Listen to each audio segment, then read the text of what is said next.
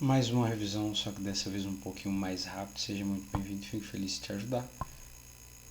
Nesse caso aqui, vamos falar apenas da via olfatória e desse processo de transdução olfatória, né? Transformando lá a partícula em um potencial de ação que vai ser interpretado pelo cérebro. Lembrando que a via olfatória é uma das vias que está ligada ao sistema límbico, amígdala, ou seja, você vai ter memórias, você vai ter sensações quando você acessar aquela memória olfativa.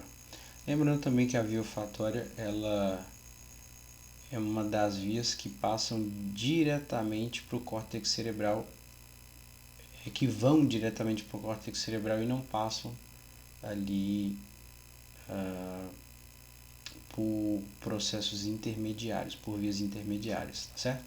Então vamos lá, a via olfatória ela se constitui primeiramente dos nervos olfatórios, né? Você tem os nervos olfatórios, que é cerca de 40 ramos de axônios, os receptores olfatórios, em cada lado do nariz, que se estende através de aproximadamente 20 forames olfatórios na lâmina cribiforme. Então, os nervos olfatórios passam pela lâmina cribiforme, essa coleção de axônios forma os nervos olfatórios direito e esquerdo.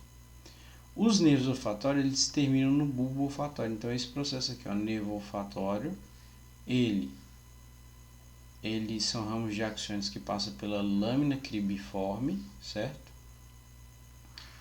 Vão para o bulbo olfatório e lá os terminais axonais dos receptores olfatórios formam sinapses com os dendritos e os corpos celulares dos neurônios do bulbo olfatório.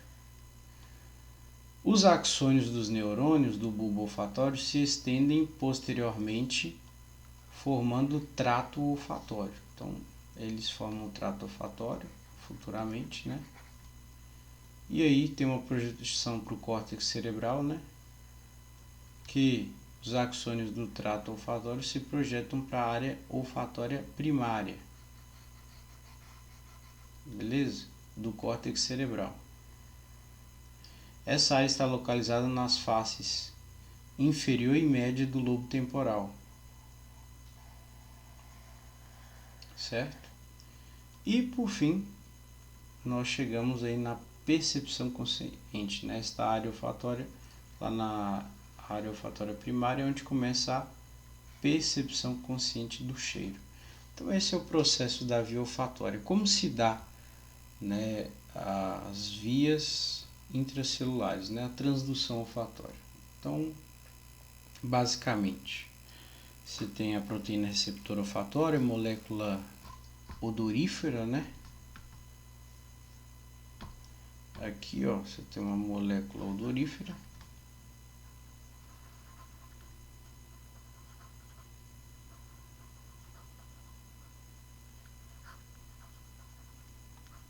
Essa molécula odorífera, ela está no ar,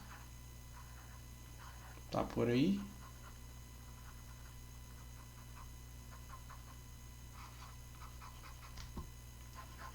E essa molécula odorífera simplesmente ela vai se encaixar com o receptor que vai ativar a proteína G e nós vamos ter aí, né, uma sequência bem simples de transdução olfatória que vai culminar num potencial de ação. Olha o passo a passo aqui, né? Então vamos lá. Primeira coisa, você tem aquela ligação do odorante ao receptor, né? A molécula do odorífera, né?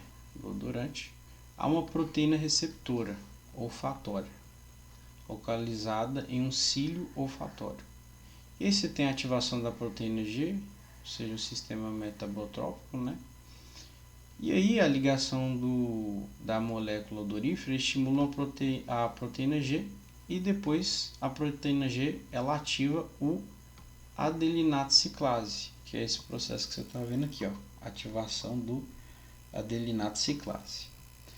Depois disso, você tem a produção de AMP cíclico. O adelinato ciclase catalisa a produção de AMP cíclico, né? Você tem a abertura do canal de sódio. E aí, o AMP cíclico atua como segundo mensageiro abrindo o canal de sódio. Com certeza, se você viu todos os vídeos, você sabe que o AMP cíclico vai fazer isso aqui, né? Todas as revisões, quer dizer.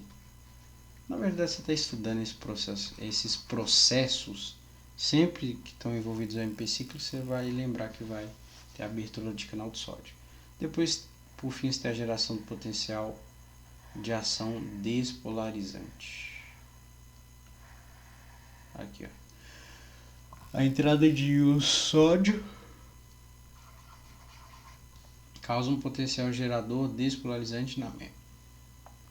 Um potencial gerador despolarizante na membrana do receptor olfatório. Geração do potencial de ação. Se a despolarização do potencial gerador alcançar o limiar, né, você vai ter aí gerado um potencial de ação que se propaga pelo axônio do receptor olfatório.